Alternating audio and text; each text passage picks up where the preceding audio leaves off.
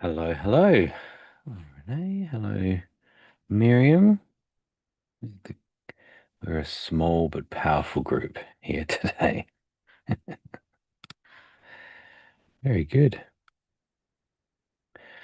Um, do we have questions?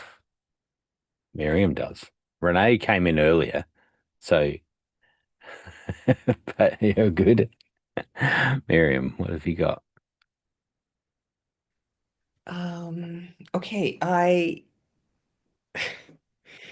do so much work on so many things and I am making big progress, but nobody sees anything yet. I bet you know how Purple. that is. Uh-huh. So, Absolutely. uh in the next I must have dashboards created for this month. Okay. What I want is I just want to let me babble this out if I may. Yeah, of I course. haven't created a dashboard at all.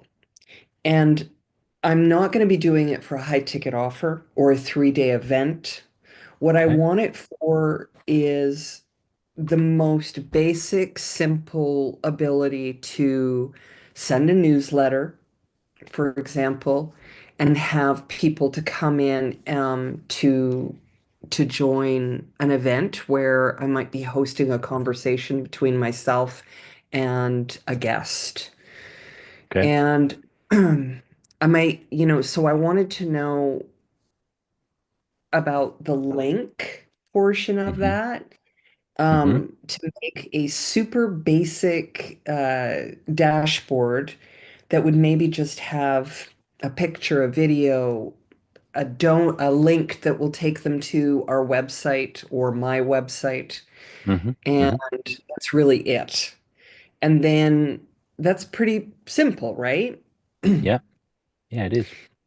What I want to know is if I wanted to do that daily, for example, Mm-hmm. or if I wanted to keep using that template so that I'm not having to repeat work, Mm-hmm. um, how does that part work? Because I know that there's an opening date and a closing date, and then if people have the link, um, can they always come in?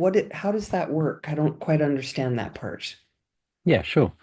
Um, yeah, so the event that we're in right now is a good example of kind of what you're talking about, right? Because it's the same link, it's the same event, and we've had it for 4 years or whatever it is, right? And so all we're doing is we're just pushing the end date out every now and again. I mean, I might have put 2029 or something in there now, right? So it was like it was just way out.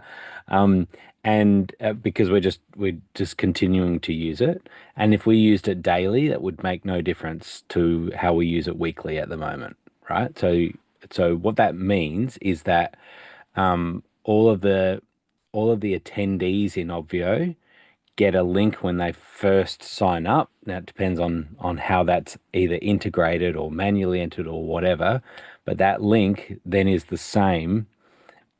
And so every week when you get this email talking about this Q&A, it's exactly the same link that you're getting, but it is a tokenized link, like it's a unique link just for you, right? And so when that sends out, what it means is that people could go to an old email, an email from 3 weeks ago, and click the link, and it would be the same, and they'd come in, right? Yep. So, what happens if because I've never done this. Like, what happens if you're not here? Where do they end up? Are they There's a black hole. They go into the black hole of the internet. the Um, center of the universe? that's right. Yeah. Yeah. So what you're talking about there is offline, essentially offline mode for a Zoom area, right? And so I can show you this quickly. This will make a bit more sense looking at it. So what we're looking at here is the Zoom areas, and then the event the area that we're all in right at the moment is this one. And so what happens here is there is this offline text, right? Okay. And so you can see there that you can customize what happens. So Hmm. what Obvio does when people click on the link on the dashboard, so in this stage, in this case, it says main stage,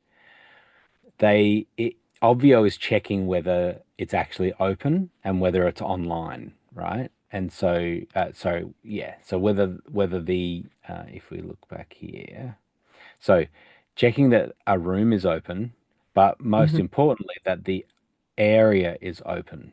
And so this area is open is kind of like locking the doors in a way, right? And so if that's turned off, even if you are in Zoom, it will take people to the offline page, offline message, right? Oh, I So the see. so the advantage of this, even for small events, is that you can get started, an hour before, 2 hours before, make sure you're all totally happy and that everything's working, and then you can toggle the open area, and that's when people will start coming into Zoom. So it's kind of like the waiting room in Zoom, but we feel like it because you can brand it, you can put videos on that offline page, whatever you want. It's a Mhm. much better experience than just you're in the waiting room waiting for host to let you in, that type of thing. It's a much better experience. So that's what happens specifically if you're not online. If you don't show up and people are trying to get in, that's what happens. But of course, on your dashboard, you could customize that where you don't have the button. For example, so we've got a bunch of extra buttons there that are not seen most of the time. So see, this one is the join the Q&A call. Mhm. If we were to look at this one, um, we could just disable it, just turn it off so that doesn't appear. Um, or you have it there and it goes to the offline message and it tells you when it is. But if you have countdown, you can have a countdown message that's showing exactly when it's happening, and your agenda as well could be really clear as to when you're having those different sessions, so that people would know whether that's happening or not. Is that making So, sense? yes, and because I have not gotten in there, and this is my month to get this task done, uh, Hmm. what I'm understanding is that there's more than one option of how to leave that page up and still have it accessible um, all the time. If somebody clicked on it, you either turn it off where you just did, where it said join the call, or you can also have it in an offline, uh, have it offline, but you can still leave that running for 2029 to 2029. Sure. Yeah. Yeah. So that correct. Yeah. So you can have the event can run sort of for as long as you need it to. Really, the details of that when we're looking at the event settings, um, 2027 next year, um, is it's telling the system when will you be using Zoom specifically. Hmm. And it also is alerting us that, okay, this is still an active event. And so that's the reason that we have start time and end times and integrations and things like that. So if which CRM do you use? I think it's go high level. Okay. Yeah. So if you want to integrate, and that's another thing to talk about, is how you're getting people into the event. Hmm. Um, and so if it is just a matter of integrating that with Go High Level, then from a top level idea, um, what you're doing is you're adding a tag to them in Go High Level, and that sends them across to Obvio, and Obvio sends back that magic link, that tokenized link for Obvio, and you store it in a custom field in Go High Level. So now it's sitting there, and it means now you can schedule your broadcasts or your emails out to everyone, including that URL in there. So that process of go high level talking to Obvio Hmm. stops working if we're past the end date of the event, Okay. right? So it's another thing that is keeping them connected, is that it's still within the active window. But that can be changed. As I said, you can just keep moving it out if you need to, and that's why that works. So right now, if I were to go in and start building, the only thing I would really need to do is in this settings area is just say offline. That's all I need to do when I'm starting to set everything up and create it, right? So that's a different thing. This event online and offline Uh-huh. actually turns it off. So the whole event people can't Oh, access it at all. That's like the event is turned off. Um, what happens even after the end date? The event is still active for people, and they can go and see the dashboard, and you might have recordings on there, or you might have information, or you want people to be able to access your website or whatever it is. You can continue to have that going, and it works while you have an active Obvio subscription. hmm. It works fine. So that continues to work. So that online offline toggle is rarely used, and the time where it might be used for you nicely is where you can turn the dashboard offline, and then you can, in the offline page settings, you can set a redirect URL, which is kind of nice if your event's all done and now you want to redirect people, anyone that's clicking there afterwards, it redirects to the next sign up for the next event, Okay. somewhere else on another page. So that's what that's about. But with what you're talking about, with having an ongoing event, um, you can, in your dashboard, exactly what you were saying. You were like, if I have a link to join the call, and Hmm. then and then maybe, like, this is an example of a link that just goes off to the knowledge base, like the help article. So that's just an external link. So Yeah. that's an example of what you would use to go off to your website. So now you've got a button for that. And really, all then is you might have the welcome, like a little welcome hello message on there, and Hmm. and possibly you have an agenda that's like, these are the dates that we're doing something on that. So as a Okay. bare minimum, that's all you would need. Thank you, Grant. I think that's Sure. enough to get me started, and you will Yeah, probably great. see me Wednesdays when I'm available. Gonna No get problems at started. all. Thank you so Yeah. much. Thank And you. you can hassle Blue on the open office hours calls as well, if you're say, two opportunities a week to keep moving forward. So that's great. Sounds all right. Um, Anyone else? Renee, did you come early just to hang out, or did you have a specific question?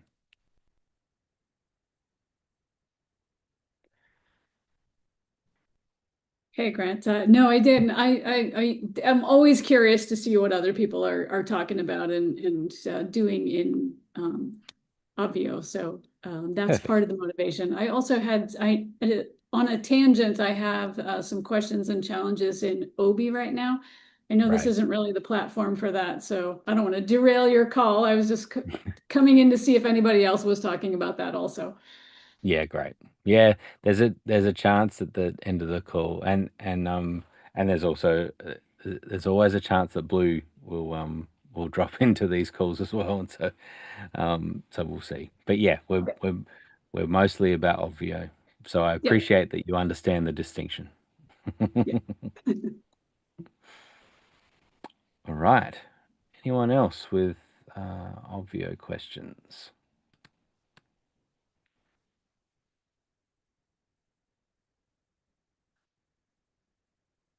Barbara, hello there. Go ahead. Hi, I think I already know the answer to this, but I want to double check. Um, Okay. because I am nearing the end of my membership and I don't know if I can resign. If I can resign, but there's a gap, will my things that are in Obvio currently still be in Obvio, or am I gonna have to? Okay, so I don't need to tell anybody, say, hey, save my stuff. Okay, perfect. That's all I No, needed. Thank you. no, we don't. Yeah, we purposely don't have an automated, deleting system for that reason. Okay, Like, yeah. perfect. Thanks. So technically, they won't. Yeah, you won't. It won't work, right? Like you wouldn't be able. You'll still be able to log in, but immediately it'll just say you haven't got a subscription at the moment. So Mhm. that's the way that works. And so Yeah, that that's makes not it super easy. As soon as you're ready, you can jump in and do that. So perfect. Okay, thank you. no problems. Yeah, and I mean, just on that too, is that there is a couple of different plans. There is the cheaper plan that you may find works initially. If you when you go to obv.io, I'll just show you this quickly. This is interesting for everyone. Um, so there is this, even if it's monthly, like 97 a month, um, and you can do up to 50 attendees in an event. So it's a little bit restricted. It's one organization. You can have one Zoom meeting going at a time, and you can run events for up to 3 days. So with what we were just talking about, with an ongoing event, that really needs to be in a pro account to be able to do that. So the pro account is obviously where all the value is. With more organizations, you can have 5 meetings going at the same time, and have 500 people per event, and then of course you can pay on top of that to have more people. So, and just to remind people, the way that an attendee is counted, is that they have clicked a link and they've gone to the dashboard, of an Obvio event. So it's not that they're in Obvio as an attendee. Sometimes we all know that we can have lots of people that say they're going to come and then they never click the link. So they're not counted. But once they do come and see the dashboard, then they are counted as an active attendee. And so that's how that works. So anyway, I just wanted to point that out because you might find that initially that might just get the ball rolling for you, and then you jump over to the pro plan when you're ready. So there you go. And then for those very excited, the enterprise plan is there as well, which includes 1,000 people, and 25 active rooms. So sometimes even people are doing, a pro plan, and then they're paying for a month of enterprise, when they're doing a larger event. So there's lots of ways of kind of making that work too. So I just thought I would mention it. Cool. Yeah, so good question, Miriam. What do you have with Leap? Leap is the equivalent of Pro, and so that's what you get there. And so it works as a subscription, even though you're not paying for it specifically through Obvio. Obvio thinks of it as a subscription, and then it stops. And so then you'll log back into Obvio, and it'll say, "Oh, you don't have an active subscription now. Go and do that." So that's the way that works. But yeah, nothing is lost.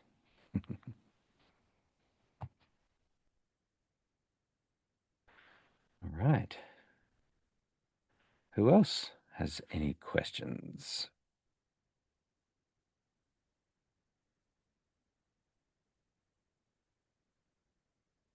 Have a double check. I had a couple of tickets, people asking some questions. Hello, Pam. It's great to see you. Will I just repeat the last 20 minutes? Is that what you're thinking? Um, what bit when you came in did you think, oh, that's interesting to me? Was it about plans you're talking about?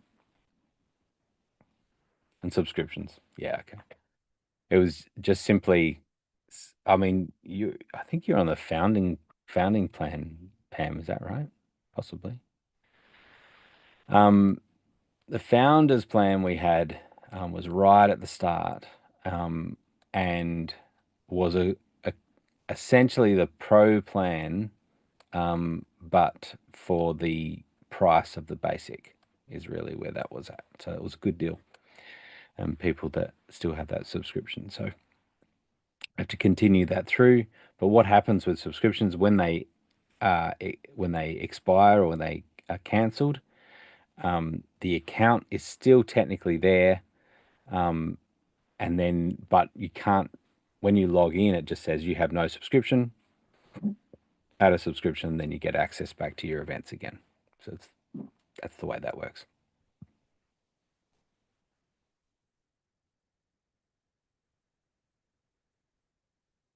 Yeah, days of the old credits. Yeah, we'll take a whole call just to explain how credits work. Miriam, go ahead. If nobody else has a question, I'll ask another one. Yeah, Is that all right? Okay. of course. Um, so what I'm thinking about doing with this space that I want to create is to have different guests come and we just chat and then, just the same ways we are here, right? Uh-huh. And when I'm when I'm working with someone, do they need, if I'm gonna, I don't even know how to ask this, like How shared do you get them screen? into Zoom? Yeah, like are they going to come in through the same kind of process or do they have a separate little space? And Mhm. is it better or is it better for me to have them come in and have a separate space with me? Or is it just simple to have them come in and then Yeah, have that either. conversation? You know Yep, what I'm asking, right? I totally do. Yeah. So, either way is fine, right? So, to answer the question, you can have people as an attendee, as a normal attendee, they come through the dashboard, they click on it, and now they're there. And you may wish to, because you be the first person to start Zoom, then you will be the host and you can make co-hosts, right? So your guest comes in and you could make them a co-host and now they can screen share and you could make that all, really easy. And they can also unmute themselves and that sort of thing.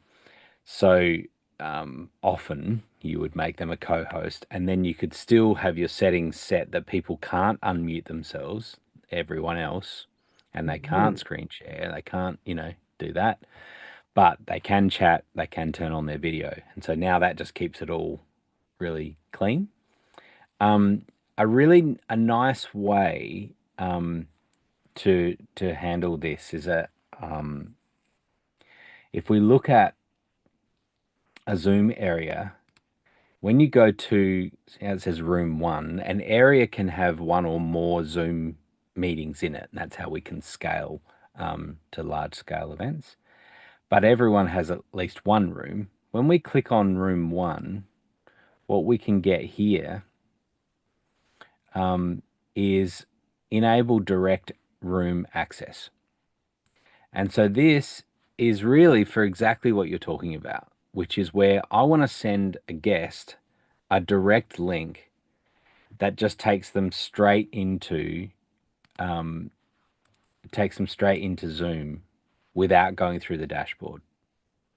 So if they don't need to see anything else, then they're going to come to a branded page, which is branded based on how you've set up the dashboard. They'll put in first name, last name, email, join room, and they'll go straight to Zoom. They'll bypass your dashboard. What this little process does as well is that it's also bypassing whether the room whether the area is open or not. So to make that clear, if this was closed, that direct access link gets people Mhm. into the room even though the area is closed, which means you can do a pre-check with your guest, make sure everything's working, have a chat through how it's going to work, and your test their screen share, all of that. And then you can click open area, and now your attendees can join. And so that's the best practice is like I'm sharing, I go to room one, I share this link, enable direct room access. They now are able to join. Once I've joined as a host, I've joined, they can now jump in and then um, once I'm happy, I can open the area and now attendees can join. And I Does can that make send sense? 4 different people there. You can And send, then yeah, the you rest send it of to as many those. people as you want. Okay. Yeah. So that's best practice, but I'll just reiterate. If you want to just bring them in the same way as everyone else is coming in through the dashboard, you could totally do that too, right? And then once they're there, you can just make them a co-host. Same, the direct room access doesn't make them a co-host, and so you still would need to do that. But it's just a nice way of doing it and ensuring that no one's like, oh, I might just check this link 30 minutes early. Maybe she's already there, like, and so they're not jumping in on your kind of pre-meeting. You can control that by the area toggle. Yeah, offline, online. Oh, so that's the other portion of this, isn't it? Where I'd want to have a pre-meeting with Yep. whoever I'm bringing on. So Yep. that's why it's going to be room one, room two, right? Am I No, right? no, no. So, or you just keep it simple by it's just one room. You're Okay. just you're just closing the door on it. And the door is closed for attendees when you toggle area online, offline, right? So I'll just show you that again. Just in here. When we go to the area here, open area, Mhm. or um, or it's closed. It's toggled off. So yeah, there's other ways of doing what you're talking about, which is you could do a breakout room. You could take your guest and yourself and go into a breakout room within Zoom and do a little chat there while people are arriving. That is a Okay. way, right? Hmm. But that's Okay. that's a breakout room within the room one Zoom. So not to be confused with multiple rooms. You don't want to do that because you're in totally different places and your attendees are not there. Okay. Yeah. Everything to me is about what is the right question to ask. Yeah. It's not always about the answer. It's about what questions do I need to ask in 100%. order to build this. So um, Yeah. I, I feel good that I kind of have a better understanding of what I need to look at in order to build these Yeah. dashboards. Yeah, this is great. Thank you. You're welcome. Yeah. Well, I think it's helpful for everyone to understand that Obvio really is a gateway into Zoom, right? Like it's a door into Zoom. It's not Zoom itself. Zoom is not, built into Obvio, right? It's just a way into it. And so when we think of it like that, Obvio is controlling who can get into Zoom. So yes, Obvio has a Zoom subscription sort of included, and so you don't have to pay for Zoom separately, and that's a big advantage. But it is normal Zoom, right? And we're just controlling how you get in there as a host and how your attendees get in there. And so going through, I'll just make that clear as well for people is just like, how do I get in there? How do I start the meeting? It was like, okay, I go to Zoom areas, I go here and I hit open room. You can toggle that on. Um, this might be very old and so it might be confused. Oh, it's okay. And then I click start. When I click start, it will launch Zoom and now I'm the host, right? And so that is the same as you would do on any of your kind of business meetings if you had ever started a Zoom meeting and you're the host. It's exactly the same. And so now any settings that you're used to doing in Zoom, they're all the same. And so now it's just, okay, the open area toggle is, do I want attendees to be able to join now or not? And that's what's controlling that. So it's like it's just a gatekeeping to letting attendees into Zoom. So when we get that clear in our mind, I think it's helpful just to understand, where does Obvio sit and what's the reason that we have Obvio. The reason is that we don't want people just to make it feel like it's another business meeting that they're used to. It's not another Zoom link that they got in their email. It's something different. We're coming to a branded page, helpful information, really clear about when the event is, and then controlling how they get into Zoom. And by doing that, we're getting their name correct. They're not joining the meeting and it says iPhone or whatever. It's coming in as their first name and last name. And we're able to track that attendance and things like that. So there's a few of those things that is like, that's the reason, that's the bottom line reason that we have Ovio, is to just be able to handle that process and to make it feel different than a business meeting. Yeah, you Nobody go. else? I can ask another one. Yeah, yeah. Um, so when it's all in tags. I know that the CRMs all work with tags.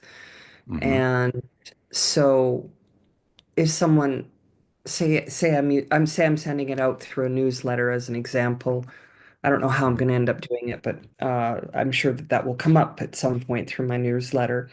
And then someone does not want to receive those notifications of those events. Mm-hmm. If I have the CRM connected, I think that that's through a Zap, isn't it? It could, you can do it through Zapier, but with Go High Level, you have a direct integration with Ovio. And Okay. so now let's keep the separation and make it really clear that, let's say we're going to send an email to 10,000 people and we expect that 1,000 are going to sign up for this thing. The sign up process would still be within your CRM, right? So I've sent to the 10,000 and now 1,000 are saying, yes, I want to do that. That would be a sign up page. It would be a form that you're doing in Go High Level. And that form is saying, I want to be in on these meetings. And what would happen then is, there's a tag that Obvio says, this is the tag that we want you to use. And so you create that in as a workflow in Go High Level, and you say, if someone signs up to this form, this special form, add this tag to their contact. And so now they're added. Obvio sees that this new person has been added as a contact. It adds them into Obvio's first name, last name, email, and then it pushes back to Go High Level a custom field with their link in it to join into Obvio, the dashboard link. And now, when every week you're sending, or whenever, every day, you want to send emails out to that list of people that have signed up, and they have the Obvio link in it, they're now getting that. And because you're sending that all through Go High Level, if they then decide they want to unsubscribe from that, that's a standard Go High Level process, nothing to do with Obvio, right? So now they're That's what I saying, want. okay, right? That's what I want Now to they're know. now they're saying, I don't want this anymore. And you could you could get technical with removing them. But the important thing is that they would stop getting those emails. That's the key thing, right? Okay. Thank you. That making sense? It's a lot to get, and I think part of it is like segmenting it within our minds as to what system does what part of the process. And all of this is a train, right? Like it's moving from one thing to the next thing to the next thing. Yeah. I know that I can also use uh like I don't, what am I thinking? Like I can use a form and dump it into in there, a CSV file and dump it in with the names as well if I wanted to do that. I can add them manually if I want to. I can take them out manually. I can give them roles manually Hmm. within the back end. I remember You can. Hmm. I could do that as well. So Hmm. even if somebody was a special guest and I said, okay, look, you're welcome to come anytime, and I'm going to always give you the ability to unmute yourself, which I better trust them, That's right. then then they would be in that You could make them a system, team member. Yes. a team Yeah. member. Yeah. Okay. Yeah. So you give them a role, they can become a team member, and then um, they could also start the meeting if you wanted to. But so if you had a regular co-host or something that, in co-host in the sense of your event, if they were, always coming, then that could be a great way to do it. And then that way, if you were running late, they could get it started. All of that has value. Um, yeah. And let's say that the event is happening and there's some kind of a disaster that strikes with Obvio, which I've seen a couple of times in the 2.5 years I've been with Leap. Right. How does that dealt with as myself as a user? Where do we go for help? If, and I'm not talking about help as in how do you get this person in? I'm talking about some kind of a glitch within the system itself. If that were to happen, So yeah, we'd have to like support identify what. services. Yeah, yeah. We'd have to identify exactly what the problem was. Um, Mhm. Often, 9 times out of 10, that's a Zoom thing that's gone on, and so and more likely it's something, a user problem, whether it's the host loses, internet or something's gone on, it's caused a problem. So that would be, I think, the top line most common problem would be a Zoom based problem. Couldn't get into Zoom, or my microphone's not working, all of those sorts of things that, is not working properly. The next level would be like if it's an Obvio issue, again, it's often a configuration issue, and it was, oh, I didn't know I didn't have the area on. Everyone's saying the room is offline. And I'm sitting here waiting for people and they can't get in. And it was like, well, it's just that toggle. In that instance, if it happens to be between 9 a.m. and 5 p.m. Eastern on a weekday, then we have live support. And so we have people that are sitting in that live chat, and there's a little button bottom left in the Obvio dashboard, in the Obvio admin, and you can type in there and say, "Hey, I'm having this trouble," and they'll help you straight away. Email outside of those times, emails, and that's monitored around the clock. It's not necessarily answered around the clock, but it is monitored. And so that's generally the way that works. But I think the key thing with all of that is testing and sort of rehearsing this whole process. And so it's having and you can do it by yourself just by using multiple devices, right? Like you can sign in as someone else, set up a bogus attendee, have a completely different computer or phone or whatever. You set up as you will as the host, and then you get Marge Simpson to come and join your event, right? And so now and so you can test that process. And if you do all of that right, chances are that when it comes to the actual day, then you're in a good spot. Does, does everyone that attends they don't need to have Zoom downloaded on their cell phone? They don't need to have that. They can just join. Is that right? Or Um, no? I, on a cell phone, they'll have to have it installed. They don't have to have an account. They don't have to have a Zoom account. That's the difference. So the install is very easy, right? And if they didn't have it installed when they clicked your link, it'll say you just need to download this app. Once it's downloaded, now they join, right? So they don't have to have signed up with a Zoom account. Same goes for people on a desktop machine or laptop, is that the better experience is to have Zoom installed. And it will ask you to do that in the process if you haven't. There's not many computers out there now that don't seem to have Zoom installed, right? Like it's, but there You still know, are some. You come across people that have never done it, and I get it, and they will join. It will say you can join via browser, and so they would join through the browser. So, um, I so think yeah, I think it's a yeah, I some of the people that I'm going to be working with are so low tech yeah, that it's, you know, I mean, we're it's talking bang. about the guy who I just bought a cell phone in South Africa.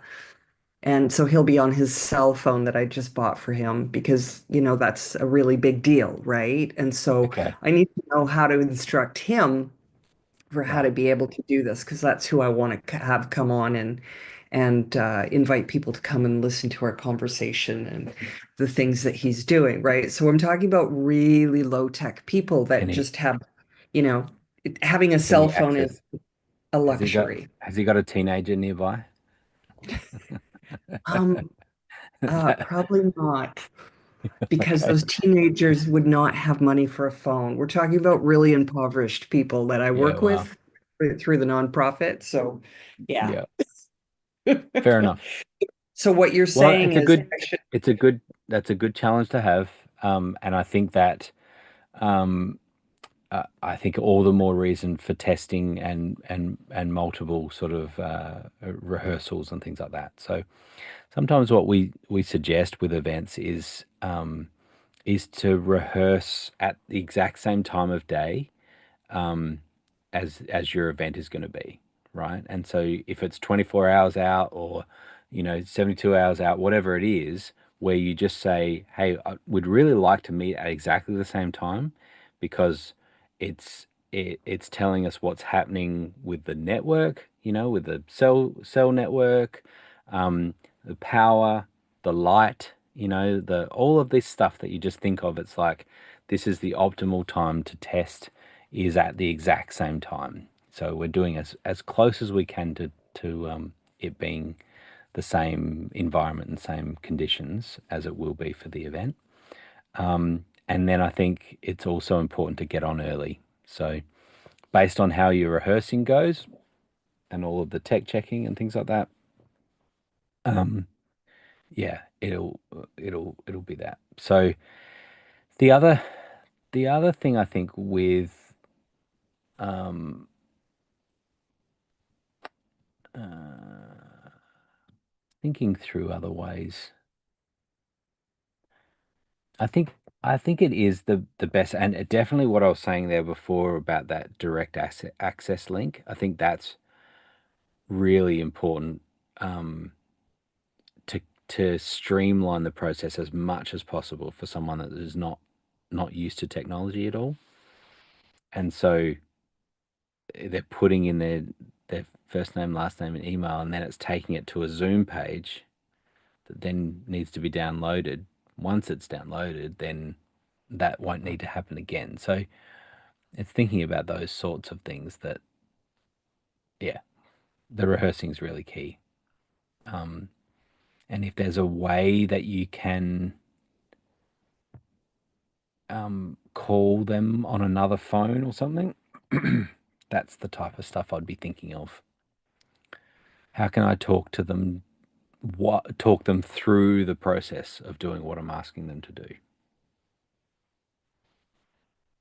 So,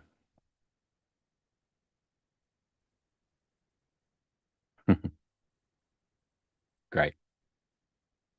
You're welcome. Bye bye. All right. Anyone else?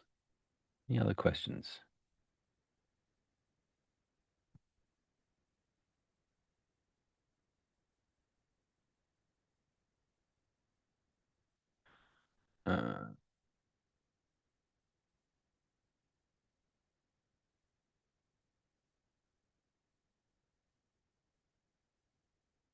what did you say? Oh, I'm just catching up on the chat. Do you know it's a funny thing, Tamara, about join from browser. When you click, even if you don't have that link, even if you don't have the setting that Justin was referring to turned on, what happens is when you first click like launch Zoom, a few seconds later the link appears on that page, and normally we don't notice it because Zoom has just opened, but it does it as like a backup if it's not launching properly. And I so think it was a perfect storm. It was not an Obvio problem. I want to make sure everybody on this call knows this yeah, is not right. an Obvio problem. No, I think it was a perfect storm of an update that Zoom did where they did for about 3 days not put that there. Right. Okay. And a user error, one of my nonprofits. Like, it took 45 minutes to just guide him to find his computer. So, and it was also very weird because it would say you need to download Zoom. He would download Zoom and then it would not register as Zoom. So it was Right. a combo of things. But normally Yeah. you can, it'll show it for a while. It was you click on it and it didn't show up, and then it shows up a little later and you can grab it. This was not that case. This was Yeah. I Fair think it enough. was because I literally went on the Zoom test kitchen the next week and I was like, "Hey, I had this problem," and everybody What's was like, going "I on? did too." Yeah. Right. So Interesting. it was a weird anomaly, I think. Yep. Yeah. Look, I mean, uh, over these years with us doing these little workarounds and integrations and things, like I'm always nervous that one day they've just changed something completely, It's like, oh, and you know, generally, I mean, all of the ways that we're using it is very straightforward, standard sort of registration Right. processes and stuff. So that's not going to change. What I mean is like just little things like that, join Zoom or, the way that we've got co-hosts coming in or things like that. That is like, they just Yeah, and I change had things all sometimes. the tricks with him. I was like, "Here's a backdoor link. Here, let me make you a team member." Like, I tried all the things. Right. It Try was everything. literally a conflict with whatever was going on in his world and Zoom's Yeah. world at the time. It was like a perfect storm. And then out of just kind of because I hadn't started that next meeting yet, he was in the tech check with me and was like, "I don't know what to do." I'm like, "Calm, let's figure this out." I recreated that meeting and looked exact and did exactly what Justin said. I said, maybe it's this, because even though Right. I had other people that we were able to bypass it, he wasn't. And then he was able to get in, but then he wasn't able to get into breakout rooms. So clearly there was a miscommunication with Zoom and his operating Uh-huh. system. And Could he been on a Chromebook or something, do you think? Or he wasn't. hmm. It was a very weird event, which is why I think it was like I had a bunch of people who couldn't get into the breakout rooms for some reason, and it just So it was happened to a be like it was a it, spiritual problem. it Is was that a what you're spiritual saying? problem. We ended up doing one of our teams. We just kept him in the main room and we didn't put him in a breakout room, and we just left them there to do their one-on-one I see. pitches. Yeah, it was like, I mean, I've got a good team, so everybody's like able to, we're all able to kind of try to do all the Be agile. crazy things, but that's always the fear, is that you can't do the crazy thing to get to bypass Totally. the thing. Yeah. Yeah. It is like when I was talking about installing, when it's like it's not installed yet. That that process seems like it's really clear, but once it's installed, it doesn't then now join the original meeting that you asked it to join, Right. Right. right? And so then people get lost. They're just like, okay, great, Zoom's installed. Now what? Right. And we would just say, okay, just go back through the process again, click it, and now you'll be in. But lots of people don't think like that, and so it's Right. like, of now it's not working. Now what do I do? You know? And those are always the people who, "Don't worry, Tamara, I don't need to tech check. I know Zoom." I said, "I bet you That's the- don't." That's right. Now I do lie to my group and I'm like, "You don't know my Zoom because I'm using Obvio and it's a little Right. different than what you're normally used to. So come on in." Yeah. Always the people who know Zoom. I'm on Yeah, Zoom all yeah. the time. I bet you Oh, are. I know it so well. But you aren't a power user like my friends. Yeah, exactly. That's awesome. Okay. Um, anyone else? What else have we got? But Questions Grant, that I want to come go up? back to the join from browser a little bit. I was Okay. playing with that after you made the comment that Yes. it just shows up after a little bit. 'Cause I've had that behavior as well. Oh, but I Yep. wanted to see what it did in Avio, and I definitely noticed for like this meeting, we don't have that setting turned on. I could never Yep. get the join from browser to actually show up. But if once I turned that setting on and then went back to Yep. try to join, immediately As an there was a attendee? second but as an attendee. Yeah. We were actually told by Zoom behind the scenes. They were like, yeah, So we're weird. kind of interested in getting people to join Zoom. Like, Yeah, Yep. we want them to have the app installed. yeah, It is a that's better why experience for sure. Absolutely it it is, is. yeah. But yeah, no, it used to be that you could kind of trip it a little bit if you Yeah. did it once and then you did it again. And this last time it was 45 minutes. And I finally was like, you know what?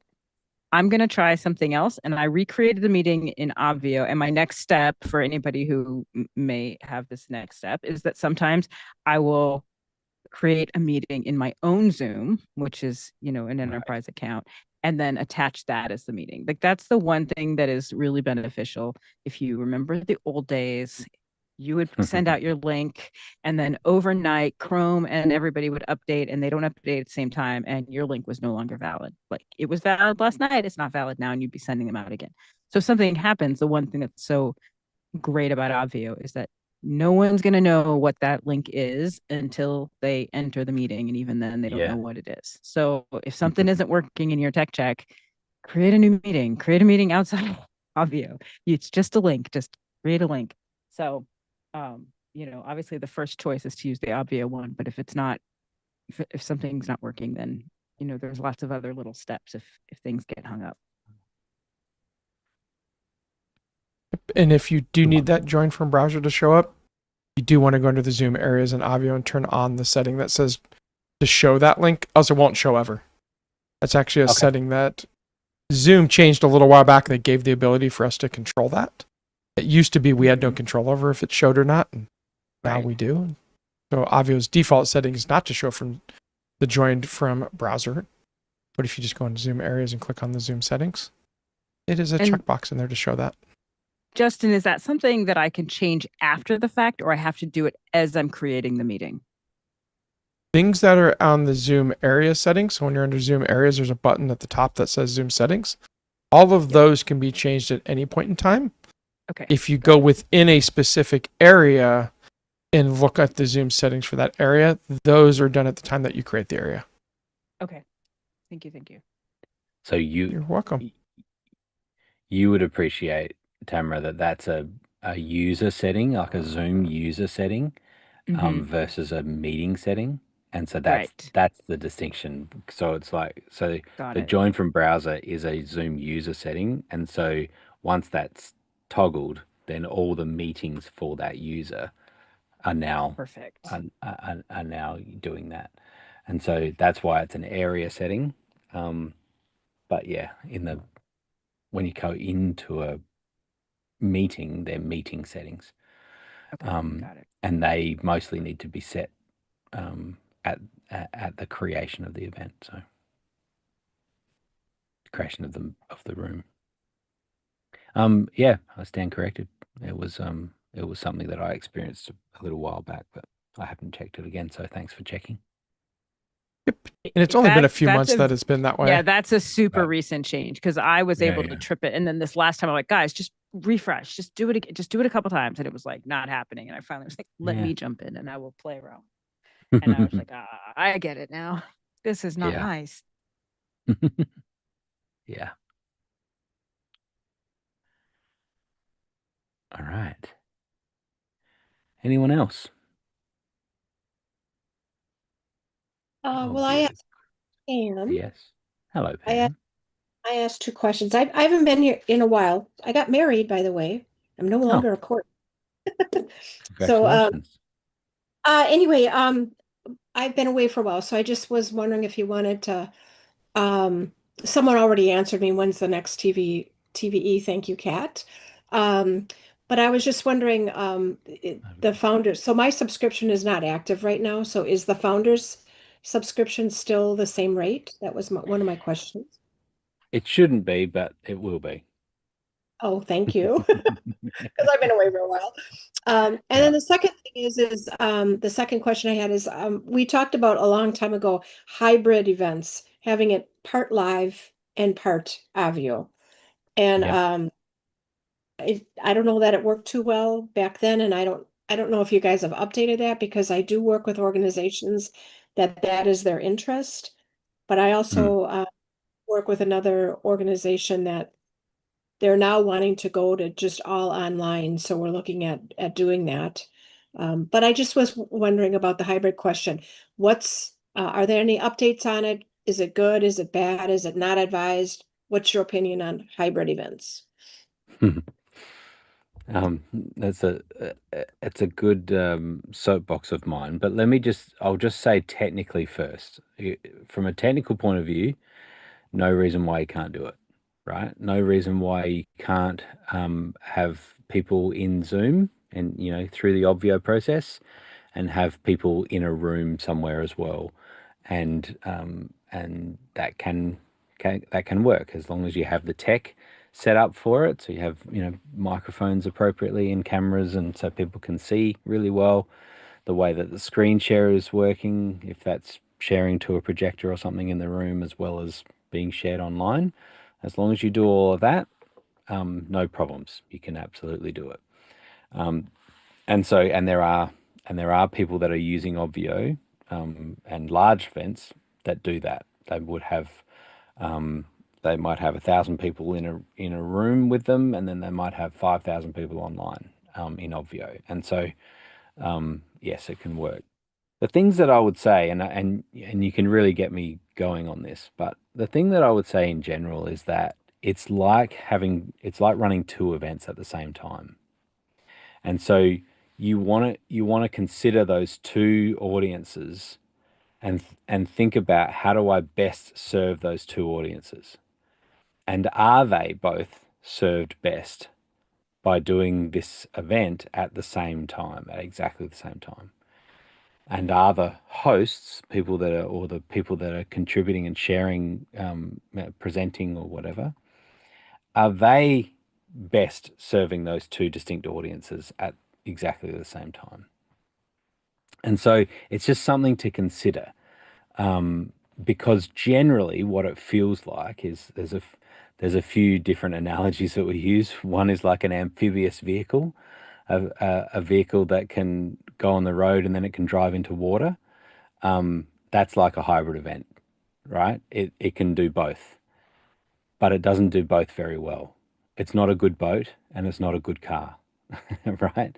And so if you want to serve those audiences, you do that in person or you do it online, and you don't try to do both. That's my recommendation.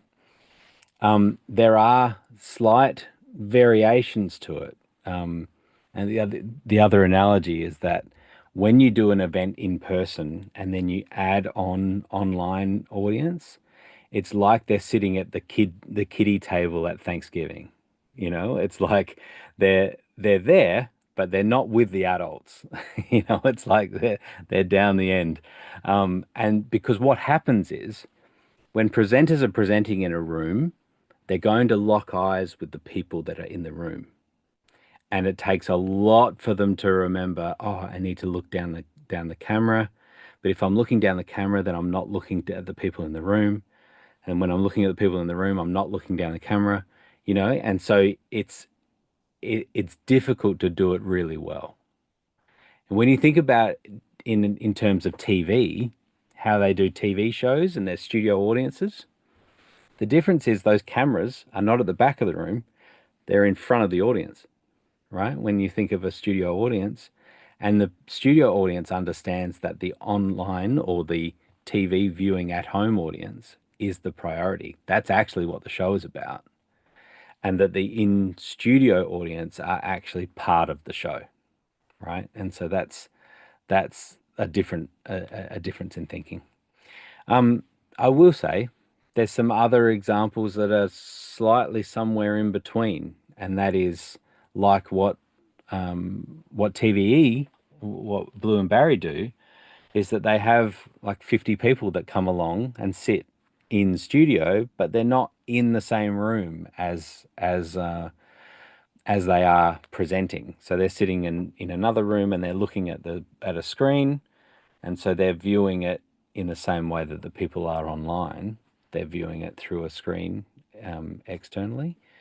But then there are actually in the same space, so then they can have those networking functions and hangouts and all of that sort of stuff. So this is not a topic that I can just answer quickly, but that there's a few of my thoughts, and I'm trying to restrain myself. That was the shortest soapbox moment ever from you. Come on. That's right, exactly. Yeah, exactly. But that's in general. But I wanted to say purposely at the start that technically you can totally make it happen. Yeah. Is that helpful, or was that just That way was too much? helpful. That was helpful. Okay. Thank you. So Okay. I've been Good. trying to convince my cohorts that you need to go online Mm-hmm. 100%. And so Mm. I just need a good thing to say to them, because and Yeah. I think towards that, they are moving towards that. So Yeah. Look, there's some other ways of doing it as well, where um, not doing it at the same time, but separating them as two separate events. And one thing that you can do is I I think that even pre-recording, so taking the recording from the live event and then making an online event, and you are playing back that recording, but you have, but it's an online event, and you are taking questions, and then ideally you have the presenters who presented at the live event come on and they do live Q&A at the end of that. Now that's a really different experience. And now they're sitting in a meeting like we are. Um, there's variations of that. You can send the recordings to people and say, watch this, and then come to live Q&A, right? Like on an online Q&A. Here, watch this 1 hour presentation, and then come to a 2 hour, Q&A session, or a hour Q&A session online. In Obvio, and now you do Q&A based on the presentation, because people can then watch that at 2 times speed, or they can pause and they can go back over bits or whatever when they have that presentation to look at. And then they could come to a dedicated online experience, which is mostly about Q&A and panel discussions and breakout room discussions and small group discussion, things like that. Really interactive, highly interactive. So that's another idea too. thank you. You're welcome. What have we done here?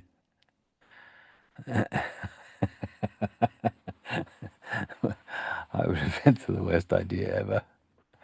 In-person audience, pay attention to them, engage them, make them feel everything. That's awesome. I am thinking though, Grant, that there's a whole series that you could do of Grant's live event truths. Yeah, it's That true. is awesome, Justin. Um, oh, I can't. I was just about. I was going to share that back to if people were watching this afterwards, which I can.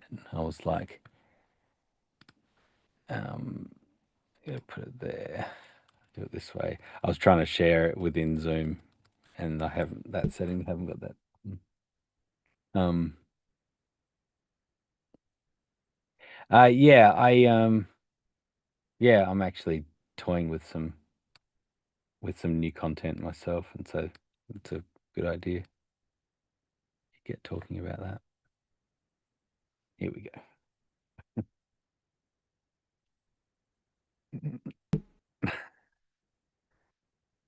We came to be here. present in person, be in person. That's live adventure. I like the coffee fuels producers. Coffee fuel producers. Soda of sadness. Can't hear lag. Am I on mute?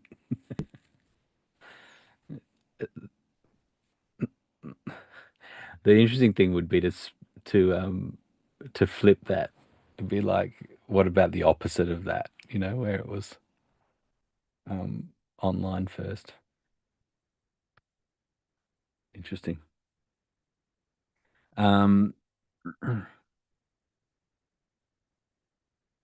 Yeah. Another yeah, anything with time and money, exactly.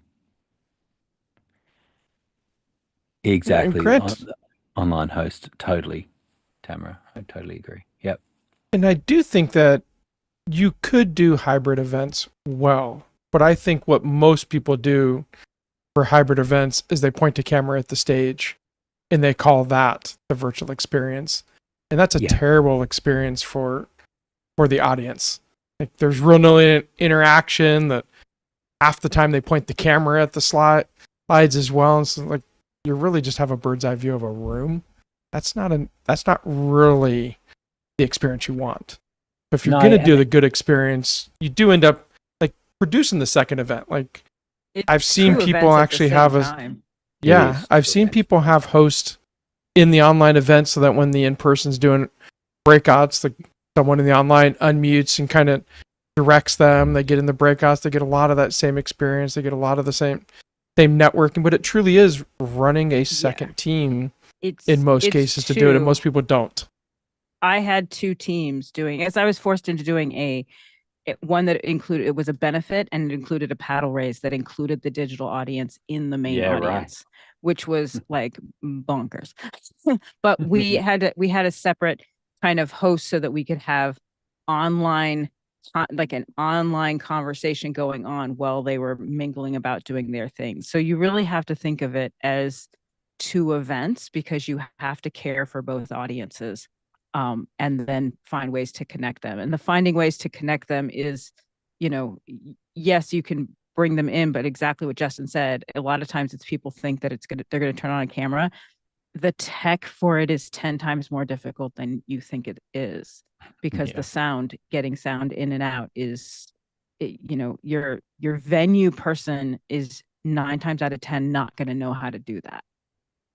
Like it was our venue person who didn't flip the switch. It was our outside, the people we brought in who was like, hey, could you just put that button on your board? Because that's not what they do. Yeah. Yeah, it's a great point. I I did an event at Pasadena Convention Center and in LA, and My neighborhood. all right, yeah.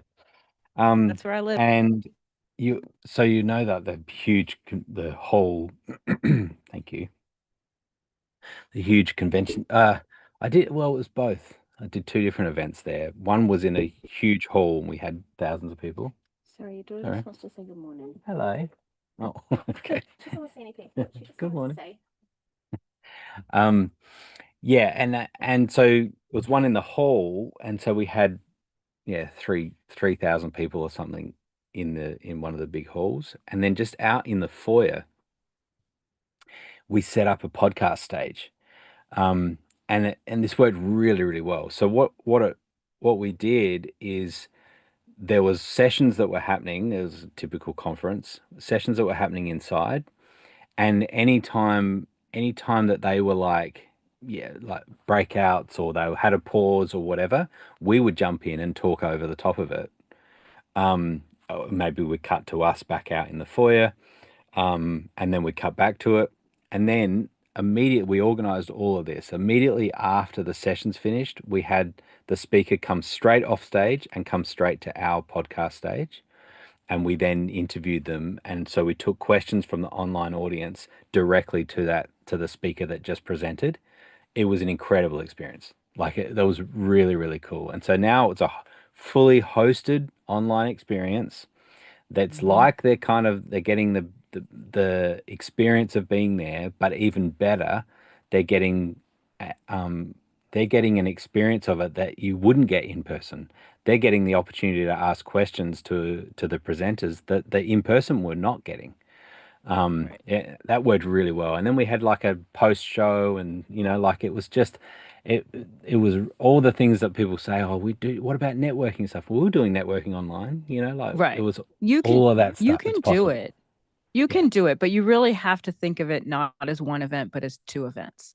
And Yeah, then you 100%. have to think about have like one, person in charge that's going to bridge all of them. Like I literally had a stage manager who was attached to me and a stage manager who was attached to backstage. So like Yeah, you it's great. you really whenever people go, "Oh, well, it's all we do is this." I'm like, you can absolutely do it. And when I just give them the cost of what it's going to cost, because I think a lot of times people think that online is free. And then, especially in my world Yeah. where I deal with theater, they're like, oh, but that's just easy. We just go into a Zoom meeting. I'm like, no, there's a cost to that. That same cost that you were going to hire me for before that doesn't go away. You're just going to add rental of a theater to it and this double crew. How Right. do you feel about that? If you feel great about it, I can make it happen.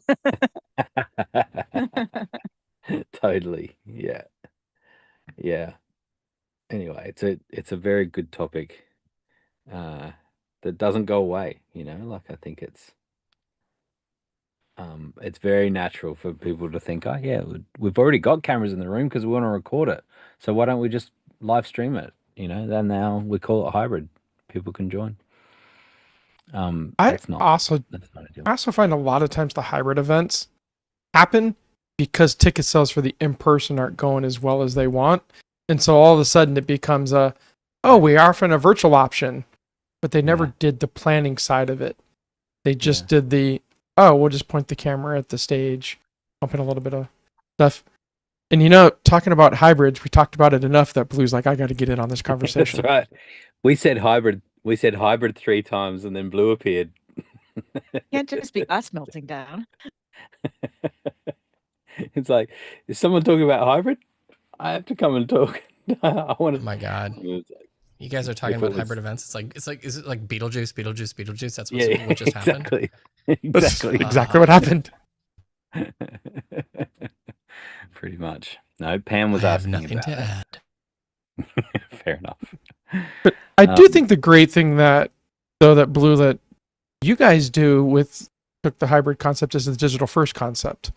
Having, and Grant talked about this a little earlier, of having the speakers and the host on their own separate stage that's away from the in-person audience, so that everyone's watching the same version of the event, and then the ones in person get a little bit of extra, maybe on the breaks. The host can come in and give them a little talk, or maybe there's a mastermind day before and for the event to give just a little bit extra for the in-person.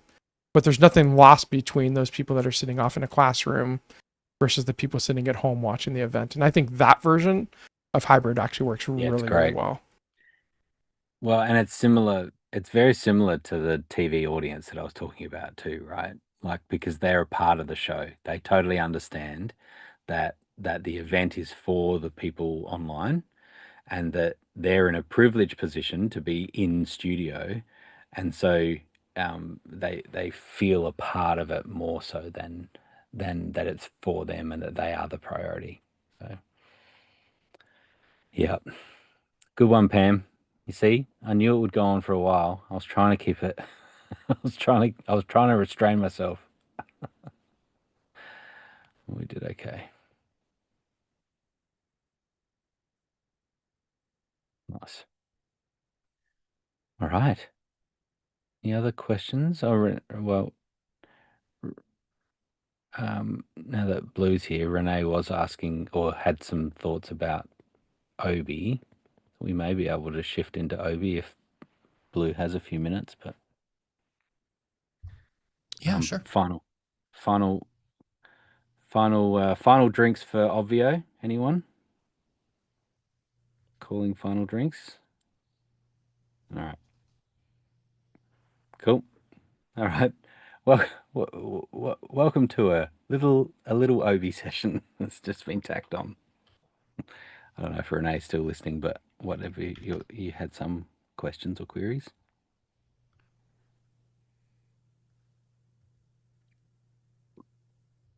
Maybe not. She got bored with the hybrid. I know. She's like, I'm out of I'm here. here. Forget this Oh, okay. event Like, conversation. Enough about the I know. hybrid already. Take it away. Obi Unlimited. Obi Unlimited. Okay, well, again, want to reiterate, I'm having the greatest experience with Obi. It's already a huge success. We went back in, or I went back in and rebuilt our AI hub, fully built out, and we're in the testing phase now. So we're fine tuning some of the language, but it really came out pretty gangbusters from what we've seen so far. So Awesome. my question for you at the immediate question, Blue, is during the testing, we noticed that I had a chat going with our virtual chatbot and Kelly did, and we got an error message about users. Yeah, I And saw so, that. okay, So, what do I need to know? you don't need to know anything outside of that's. I would just say that that's a bug. There's a limitation on what we call chat templates inside of the platform. Okay, And for the account type that Leap members have, that limitation is 2 different chat templates. The problem is the chat limitation was placed on the wrong thing. So I detailed it for the dev team. It should be fixed by morning. There's nothing there. You didn't do anything wrong. That is 100% a bug. As is the other thing that you found as it relates to base prompts and the saving of those base prompts. So I've forwarded both of those things on with additional detail and logging from our system to get both of those things resolved. You weren't doing anything wrong. Rockstar, I appreciate that. Just on a side note, I was in here taking another crack at the base prompts, and it allowed me to save. So whatever that was seems to be so far anyway working again. Cool. Super Yeah. cool. Thank you. I appreciate it. Yeah, you're most welcome. Another thing, as you're kind of messing around, we added something one day this week, maybe it was late last week. If you're not happy with the output of a specific step, going to previously you would go to the step and then you would navigate to the prompt tab and you can make changes. You can make changes to the prompt. You could also click enhance and you could provide it with some detail as to what it's doing wrong and how you'd like it to do differently, which is how I would generally prompt there. The thing that we added this week is the ability to upload documents to that, or not upload documents, attach documents from your document library to that specific enhancement. So I'll give you an example. If you have, if you're trying to output like a letter format, and for some reason it's just it's not structuring the letter the way you want it to, and it doesn't matter what you do in the prompt, you could attach that letter and say, hey, this is an example of how I want it to be outputted. Or if you're trying to output the copy in a specific voice and you just can't get the voice narration down right, like in terms of the tone of how it's written, if you have an example of something that you like, you can upload that document, attach it to the prompt and say, when you enhance this prompt, this is an example of the voice I want you to use.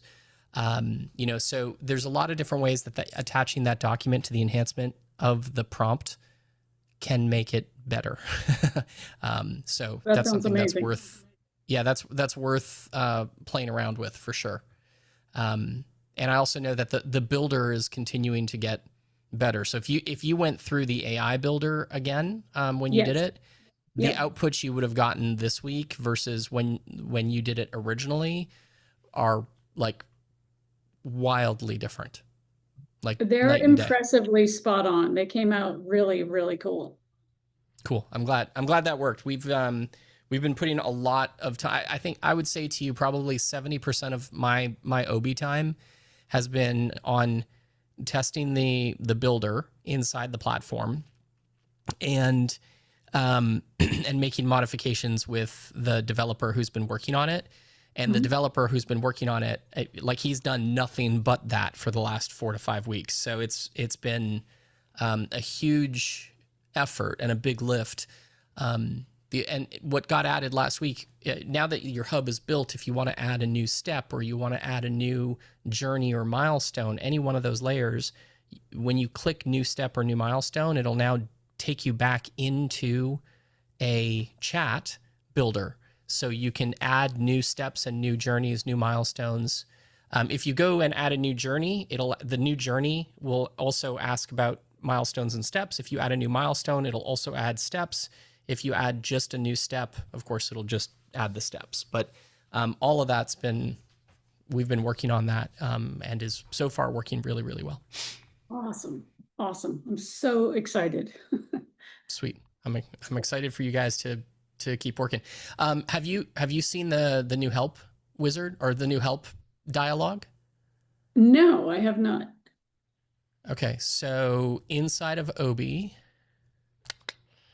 let's see.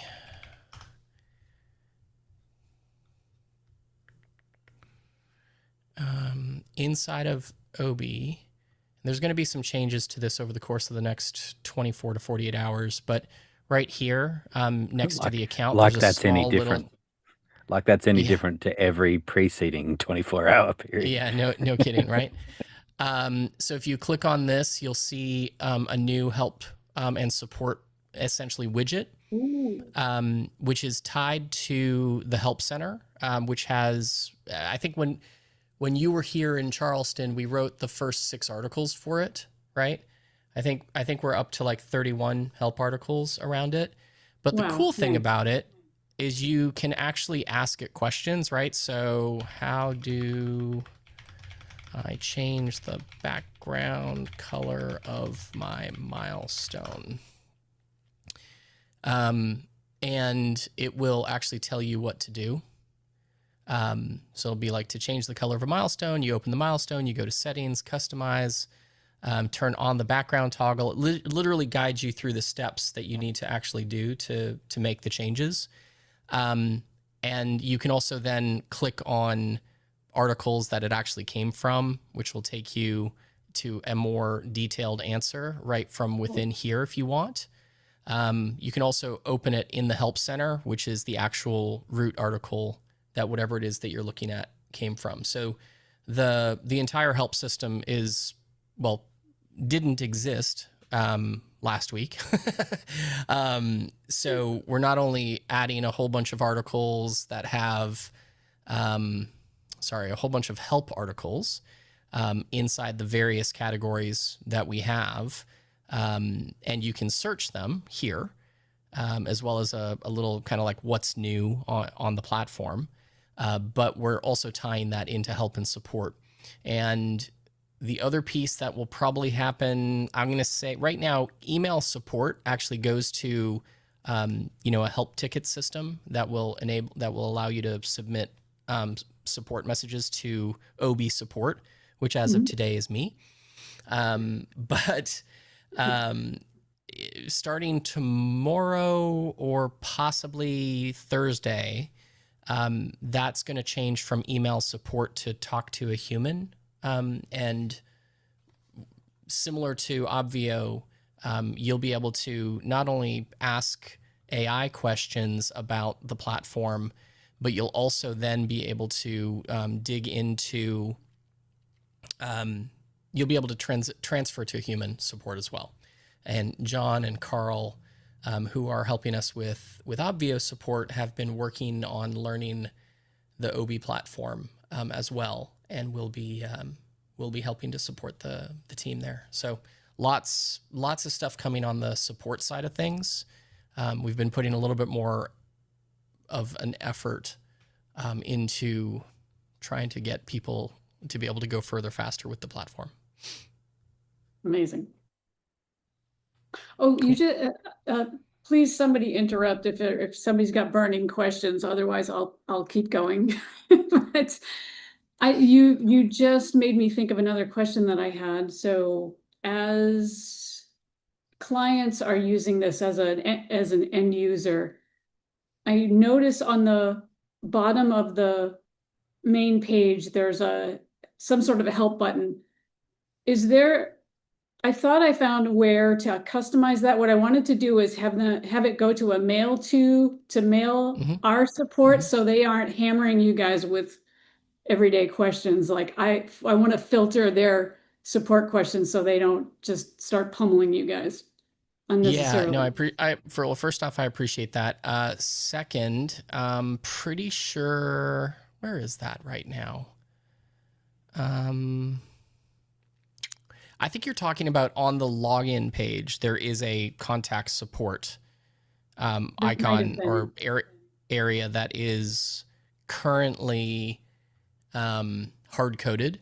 Okay. But one of the things that we have on our list is the ability for it won't actually be hard coded in the future. Okay. It'll be something that, you know, the contact support will go to you, not to us. Okay. Yeah. So it's on it's on the list. Okay. Awesome. I don't know. Hey, Grant, do you remember these words? Yeah, we'll have that changed in the not so distant future.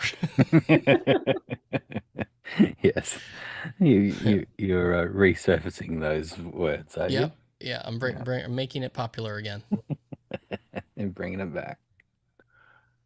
Yeah, and there is also for those that have been around for a long time, they'll notice that oh so support is being made a priority right at the start of this new product. You know, it's like yes, we've learnt. Are you Yep. gonna do a Q and gonna do a Q&A call as well? Yeah, I mean, the intention when we launch the product is to actually do something similar to what we did when we kind of did a relaunch of Obvio a couple years ago, Yeah. and it became the onboarding workshop, Mm. right? So we're going to do a similar workshop or boot camp that's a part of the launch offering to help people get through the platform and think through the platform. You know, Great. a lot of what we learned from the in-person workshop we did here in Charleston a couple weeks ago will be, you know, or a week ago. I don't know. It feels like it was yesterday, but anyway, not so long ago. You know, we'll be bringing a lot of that's what we learned there and how we taught it and how we introduced people to the platform in as well. And already the platform is, you know, different. And when I say different, like, you know, it's not unrecognizable by any stretch of the imagination. It's more like, oh, wow, I couldn't do that before. Now I can. That's cool. So, you know, Renee hopefully is not experiencing like Obi for the first time when she logs in. It's just like, oh, look, there's this new, really cool thing that wasn't even possible yesterday. That's exactly the experience. It's been, oh, look, there's more. Oh, look, it works better. Oh, look, it's working the way we expect. Yeah, It's exactly. been Some of them have been like, oh, look, it's actually working. right. But part of the fun is the sort of beta testers is like, if something doesn't work, like, is it me or am I doing something wrong or is it the app? And it's like, though, is there a workaround? You know, so I have no issue with that. I'm kind of used to that happening, and it's been remarkable. I can't say enough about it, Blue. I've had some really ugly software experiences, and this is at the primo top of the good experiences. Awesome. Well, I'm happy to hear that. We have been, you know, Grant's been watching. Justin joins us at 6 a.m. almost every day. I think just to hear what crazy thing we're coming up with next. But yeah, the dev team that's working on this platform is putting a lot into it. You know, I say we're working around the clock, which is kind of real because we've got two people in Canada who work, you know, basically, I want to say 9 to 6, but sometimes it's longer than that. And then, you know, when the Canadians go offline, Japan comes online. So, and I feel like I'm working at various times throughout all 24 hours. So we're trying to trying to have this be something that when it comes out, you know, I feel like Obvio has matured really, really nicely as a product. But, you know, Grant and I remember the first couple of years of that product. And it really was, it was challenging, you know? And I think we're trying to take everything that we learned from launching Obvio. And I felt like, you know, looking back on it, I feel like we launched Obvio about 6 months too soon. But it was also one of those things that we felt time constrained because there was a thing happening in the world called COVID that kind of was like, okay, we've got this tool, we've got to get it out, right?